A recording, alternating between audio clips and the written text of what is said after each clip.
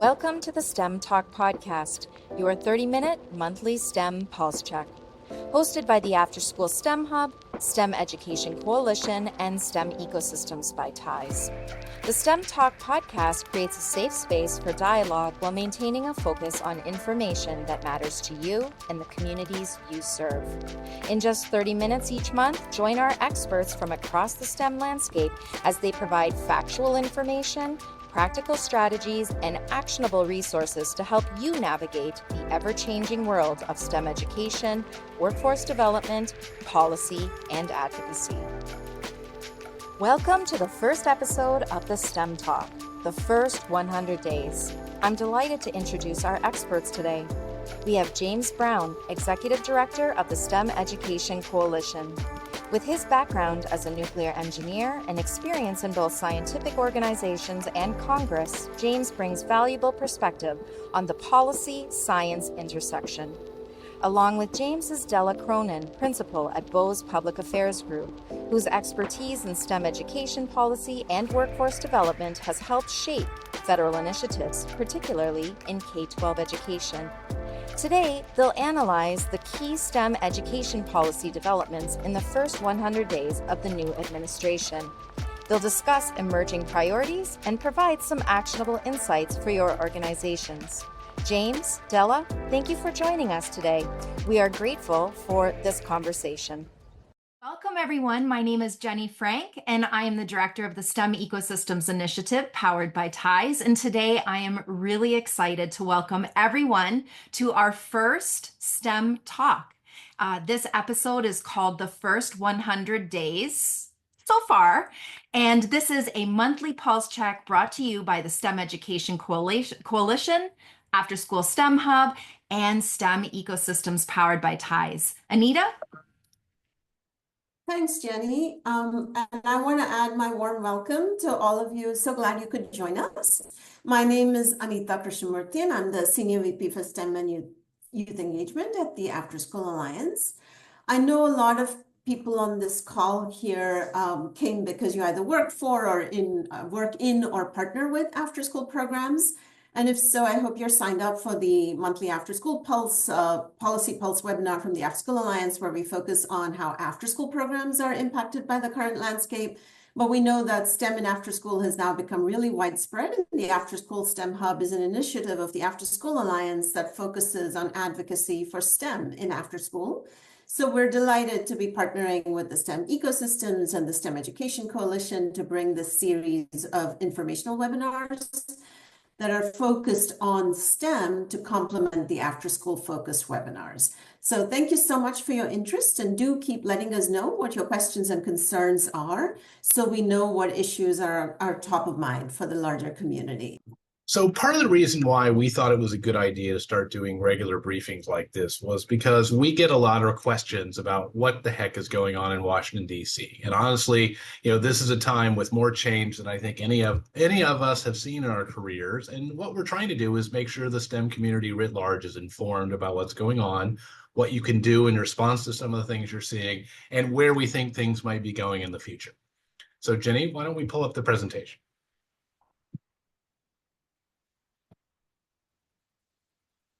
So we're going to cover three things today. We're going to talk about some of the defining trends in the STEM landscape that are both a combination of politics and economics and other things going on in the education space.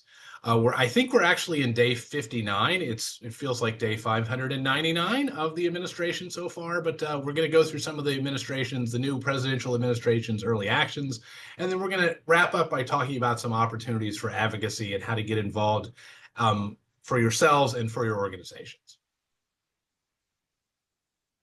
So just a little bit to start, a couple of things to try and lighten the mood a little bit. I'm very fond of this Chinese proverb, when the winds of change are blowing, some people build walls, other build windmills. Sometimes you have to do both. Sometimes you have to put a windmill on top of your wall. So we're going to talk about some of those things and how they apply. And then, nothing without a little bit of humor in looking at these serious developments in DC, because why do they call it rush hour when nothing moves? DC is famously good for two things: nothing and overreacting. And I think we know what mode we're in at the moment.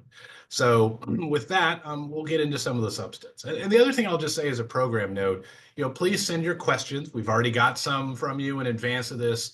We will have people trying to answer some of the questions in the chat here and want to interact with you as much as we can as we're going. So here's our first trend. One of the real big challenges we have in the economy and why people are talking about science, technology, engineering, and math has to do with the way the labor markets are positioned right now. So what you see here on the left is a graph that shows the number of applicants, the number of unemployed people per open job. And so you can see right now there are more open jobs than there are unemployed individuals in the United States. To put some numbers behind this, there's roughly 8 million job openings in the United States. There are only 6.8 million officially unemployed individuals, which is why you see people in industry and other professions having such a hard time hiring people with specific talents now. If you have really good skills in this economy, you're in super high demand. And that's partially because you see an unprecedented level of investment in the United States right now. So these are some of the examples here on the right. You've probably seen some of these examples and announcements in the news. Apple, the numbers are really off the charts in terms of investments in American manufacturing and American industry right now. Apple announced $500 billion with a B of investments over the next 5 years in data centers and artificial intelligence. You can see some of these similar investments by TSMC, which is the Taiwan Semiconductor Manufacturing Corporation, Siemens, Eli Lilly, across all the different sectors. You're seeing a pressure to build a bunch of stuff here, and you cannot do that unless you have a skilled workforce to underlie it. So that's our first defining trend. Next. So the second one is we're also going through a period of enormous historical challenges in education. We're at the tail end of the beginning of the recovery from COVID. If you look at the numbers, we're still dealing with the after effects of the extended pandemic, its impact on schools. We will probably feel those for many decades to come. That was just an unprecedented event. You're also looking at changes in education affecting teachers. So teachers are leaving the profession at really, really high rates, historically unprecedented rates in some school districts. You see a lot of empty chairs in schools for teachers. That's definitely a really complicating trend. And then, on top of all this, we're dealing with some really disturbing results when you look at how students are performing in some of the benchmark examinations. So we saw the National Assessment of Educational Progress results this summer. Some of these headlines are more charitable than others, but the bottom line is you see some really disturbing trends, and that's got a lot of people, really concerned about the future of education. And then if that wasn't enough, you layer on top of the fact that you have what I would call generational or epochal changes coming to Washington, D.C. at the Department of Education and federal agencies, both as a result of the new administration and in some ways response to some of these other trends. And then lastly, so next one.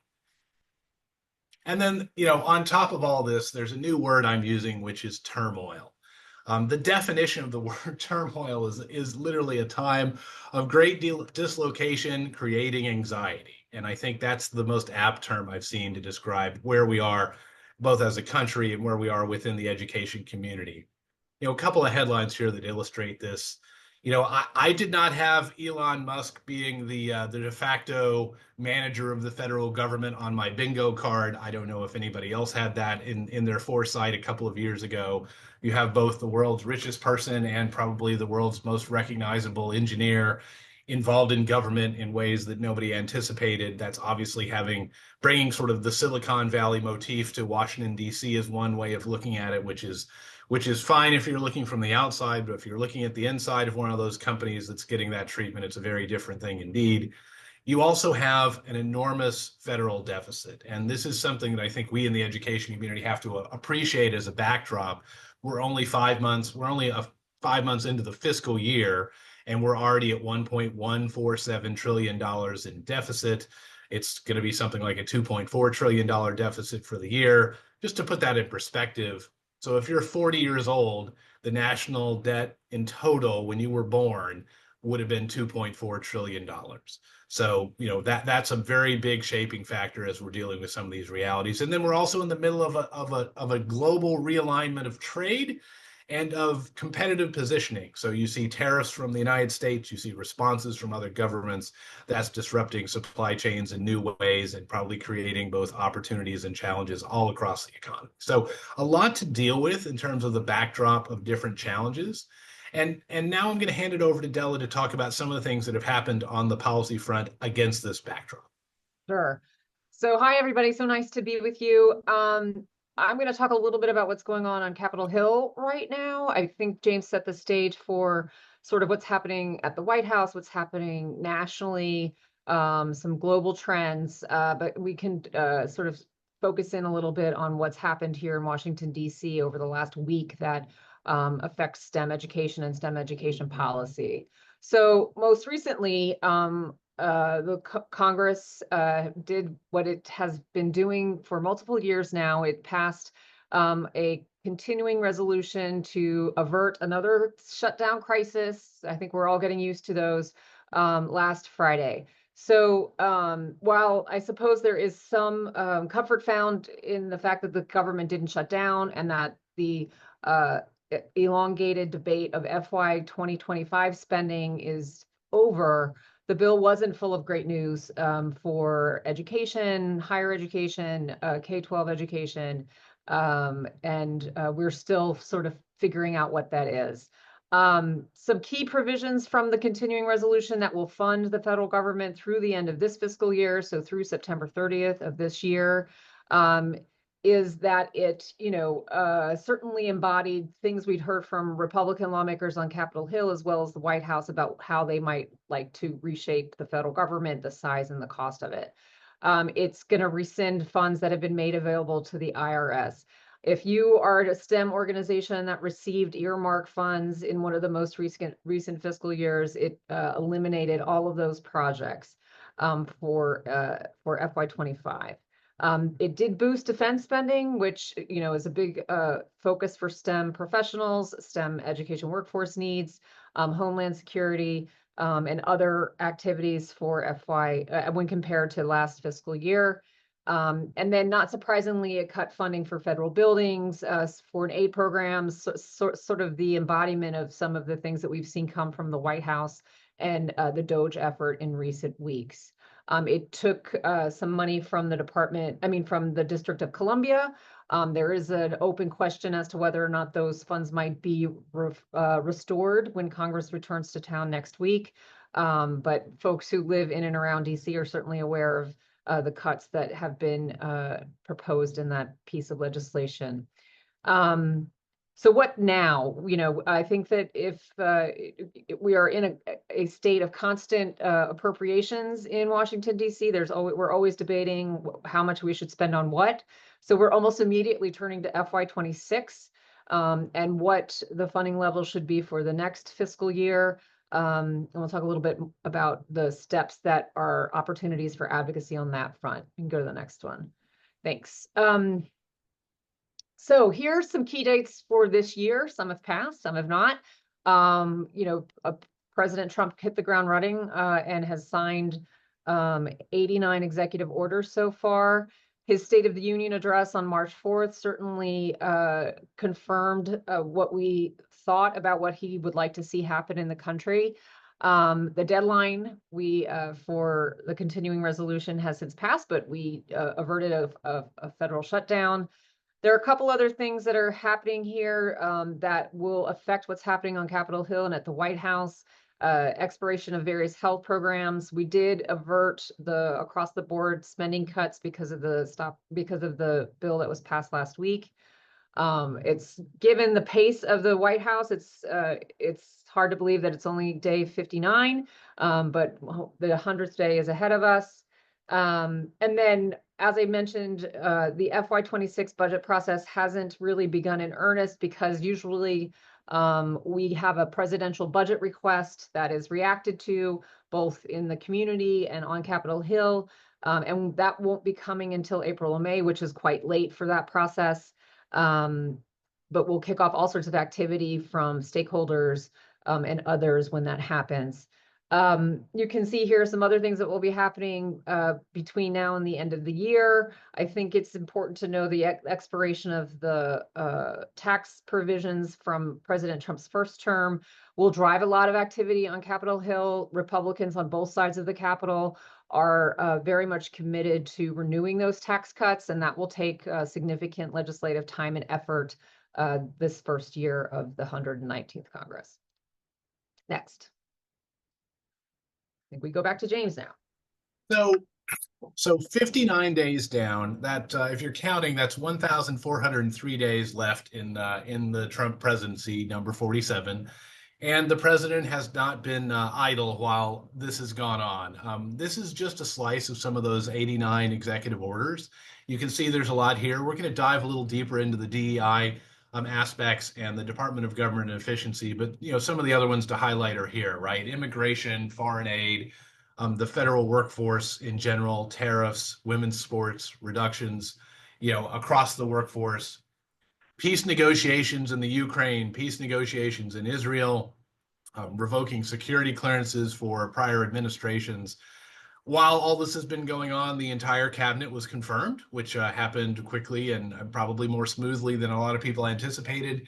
And he also ended the penny. So it's been a busy 59 days here in DC, and we'll sort of see where we go in the remainder of this. And now let's delve deeper into some of the things that we wanted to focus on today in this sort of first round. So, Della, I forget whether I have this one or I'm handing it back to you. Well, I'll start and then you can jump in.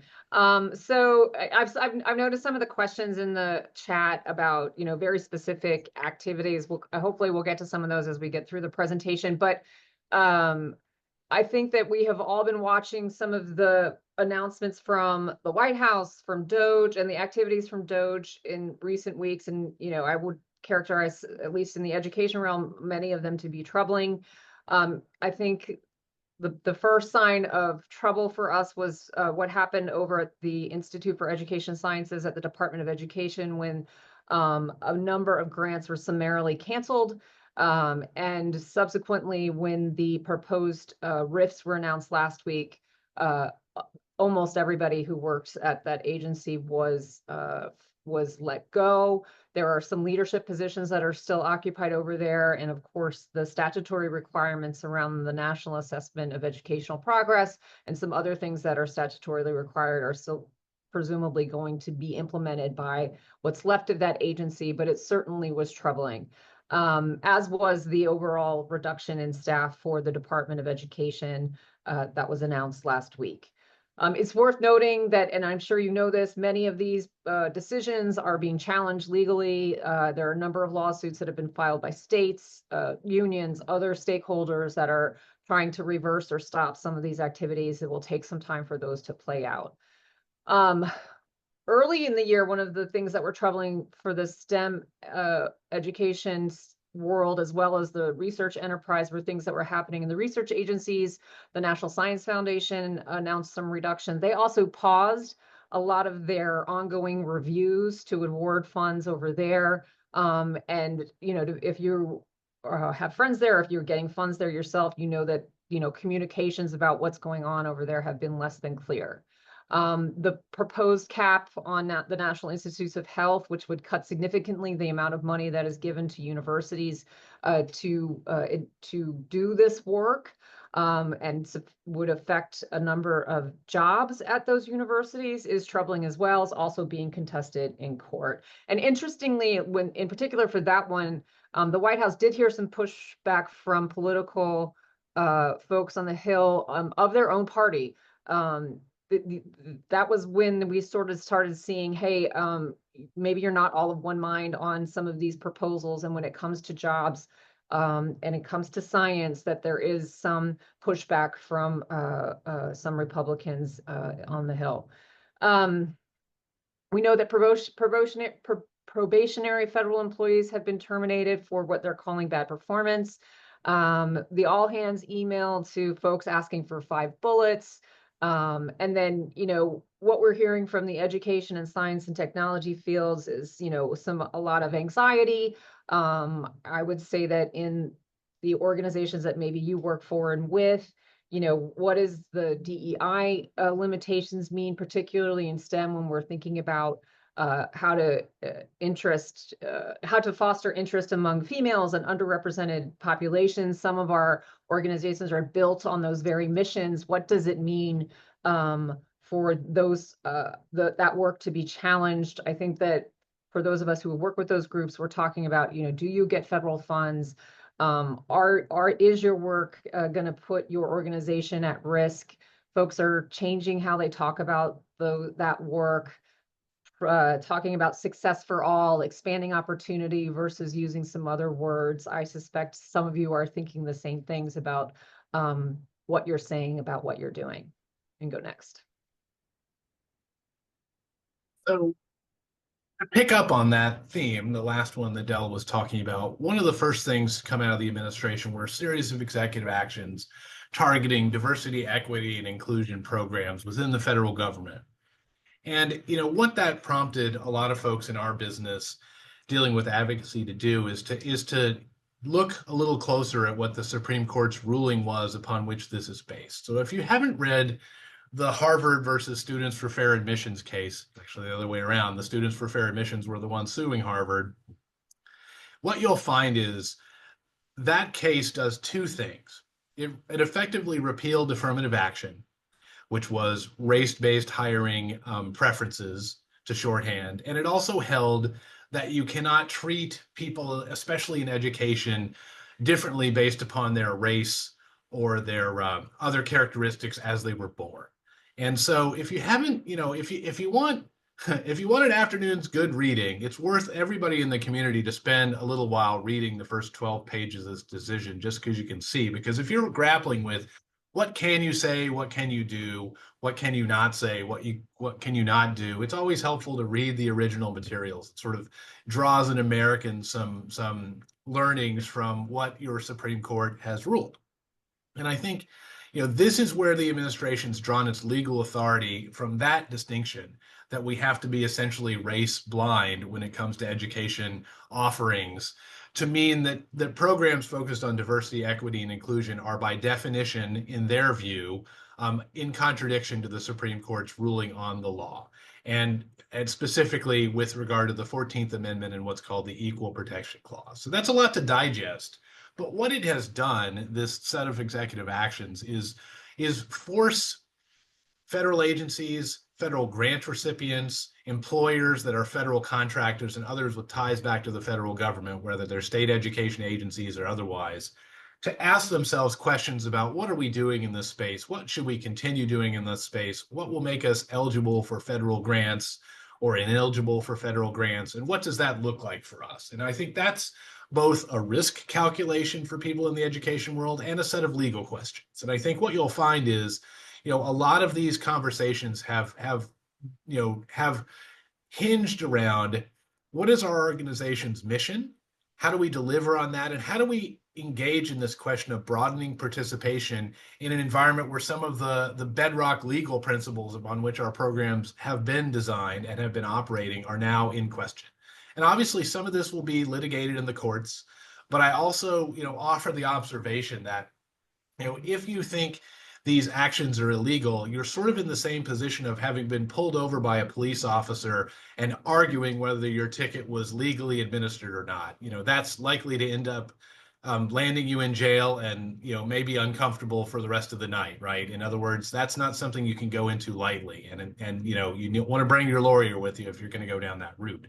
And that's the choice that a lot of educational institutions have been confronted with. So again, this is having a chilling impact on the field. It's causing people to engage in something I think has been called anticipatory obedience, which means, making judgments based upon the news and complying before they're directed to comply with some of these orders. So those are all factors to take into consideration as you're trying to evaluate how you deal with these executive orders. Next. So this is back to you, Della. So I know we're getting close to our time, but and we're not going to answer all these questions in the amount of time we have left together. But we as a community are focusing on a number of questions. These are sort of big thinker ones that I suspect you have already crossed your mind. But with, the focus on DEI and the history of our community on making sure that we're getting as big a funnel as we can to the STEM workforce that the country so needs. How do we talk about that work in a different way to sort of skirt some of the issues that we're running into? What are our core STEM education priorities right now? What will they be 6 months from now? I think we're still talking about implementation of the CHIPS and Science Act and what that means as an opportunity for the field, but also what it is in a challenge. How do we work with these new partners to foster interest and success in STEM education for the folks that we serve? How do we support new investments in STEM industries when education is in such flux? Those sort of partnerships were arguably difficult to forge in the last 2 to 4 years. How have things changed now that we can seize on the opportunity, work together with those groups so that we can get more people to these much needed job opportunities? And the other open question for us, and I'm a confessed education wonk, the current version of the Elementary and Secondary Education Act is almost 10 years old now, and has weathered COVID and the influx of spending that resulted, and not good results. Like, how do we modernize our education laws to meet the moment? And that's an open question, and one that we hope we find partners for on Capitol Hill and in the White House. Next. So You go ahead, Rob. I mean, Right. James. So what can you do, right? And so this quote at the beginning is the last passage of the First Amendment to the Constitution, which is, you have a First Amendment right to petition the governments for a redress of grievances. In other words, you can tell people what you don't like in your own government. And so you're well positioned to do that in a number of ways. And here are some questions I want people to ask themselves in our community. And when's the last time you reached out to your members of Congress? Are you active in a professional society, or a union, or a civic organization, or a business organization? Are you engaged with those groups to make sure your voices are known? Does policy show up on your regular meeting agenda at your organization on a monthly or a quarterly basis? Do you talk about it at your board meeting? What are you doing about it? Do you have advocacy in your budget? When's the last time you did a fly-in DC?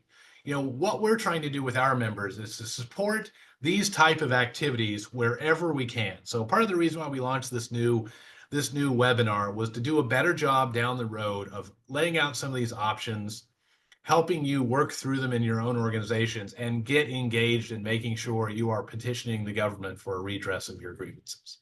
Next one, Jenny. So we've pasted in the chat a number of opportunities where you yourself can engage in advocacy. The Committee for Education Funding, I see been cited in the chat. It's got a great website up there with some general talking points on education in this environment. There's the new Vision for American Science and Technology that your organization can endorse. You can see some links for that. That's another act of unity within the science and technology community. Our coalition's website has a new action center that you can access and send a letter to your members of Congress around STEM priorities. If you haven't searched the Federal Register, it's got a ton of things where citizens have an opportunity to weigh in on some of the changes in regulations and other things. It's another civic responsibility. Every federal agency has some public input portal. It's required by their founding statutes. Do you know who represents you? Can you follow them on social media? One piece of advice that I wish we had more time to delve into today, but we do want to at least get to a couple of questions, is keep applying for federal grants and federal funding. In fact, this may be one of the best times to apply for some of those grants, because your peers may feel chilled to not apply, and maybe you end up being on the lucky end of that. And lastly, there's a really great tracker on executive orders. You can follow that in more detail. And the last sort of parting thought here, Jenny, the last slide. Our community does not punch at its weight in the political process, and this is something that's been a goal of mine for my entire time in Washington. The STEM workforce is 67 million people, 34% of the working people of the United States. It accounts for 40% of GDP. And if we're not at the table, chances are we're on the menu in this conversation. And that's some of these actions that we've talked about sort of exemplify that. So happy to take a few questions if we can run a little bit long, Ginny. Yeah, thanks so much, James. I'll go ahead and ask you a combined couple of questions, if that's okay for you and Della. So how can we ensure all young people have access to quality STEM education when we are worried that some programming serving underserved communities might be at risk of losing funding? And what might be some alternative funding mechanisms emerging at the state or even at the federal level? Want to go first, Della, or you want me? No, you go first. So here's how I'd start thinking about that, Leslie. I think the first trend we put up there where companies are building a lot of stuff in the United States, one of the new avenues that I think a lot of folks in our community are thinking about is how do we access more corporate support for education programs that are lined up with their needs. A lot of educational providers are doing things that really do contribute to the workforce. And making connections in that domain with that as a theme is something I think is probably a smart place to look for opportunities in the future. But I want to go back to something you raised, which I think is an important point. One of the challenges we have in this community is everybody is sort of scared to stick their head up right now, right? And I think everybody has the challenge of deciding what are our values in this environment, right? We're about to see a budget request from the administration. That's going to be a clear statement of what they intend over the next year. That's something where every organization has an absolute right to respond to. When you see a federal agency offer something up for public comment, you absolutely should stand up and speak your mind, right? And I think this is what we're going to have to develop some new muscles to deal with, is to not be so chilled by some of these actions, because we see opportunity to stand up and say what we believe in environments where we can do it together and we can do it respectfully and we can do it in ways that make our voice heard. And I'll just add, I think that groups need to also find allies in their community. I think that a lot of our advocacy efforts are so focused on lawmakers, federal, state, local, but I think there are relationships to be forged with like-minded organizations that sometimes we don't think about, and that there can be comfort, certainly in this moment, from talking to folks who share similar missions. So if you haven't already reached out to an organization that's doing similar work or shares similar values, I would recommend that. I think that we are all finding comfort in our allies right now, and also there can be a certain amount of cover in having a coalition of folks writing a letter or taking an action or doing something together that you might feel a little less comfortable doing as a sole person or organization. Wonderful. Well, thank you so much, James and Della. We really appreciate your insights here. And thank you so much for everyone taking the time out of your day to join us in this conversation. We apologize we weren't able to answer all the questions you had sent in ahead of time, but hopefully throughout the presentation, James and Della touched on much of them. And the questions we ask at the end are your questions that you sent to us ahead of time. We will have another STEM Talk on April 23rd at 2 p.m. Eastern Time. I believe Jenny put the link to register for that in the chat. So we look forward to answering more of your questions during that conversation and seeing you again in April. So thanks so much, everyone, and have a good rest of your week. Thank you for joining us for this insightful discussion on the policy landscape affecting STEM education and workforce development. We hope you've gained valuable perspectives and actionable strategies from our conversations with Della and James. Please be sure to tune in for our next episode, Translating Policy into Action, on April 23rd at 2 p.m. Eastern. We'll continue this important dialogue with critical insights about top STEM priorities and more guidance on navigating the current advocacy landscape. To learn more about the work of STEM Education Coalition, Afterschool STEM Hub, and STEM ecosystems, please visit our websites. Until next time, keep advocating for a strong STEM education and workforce nationwide.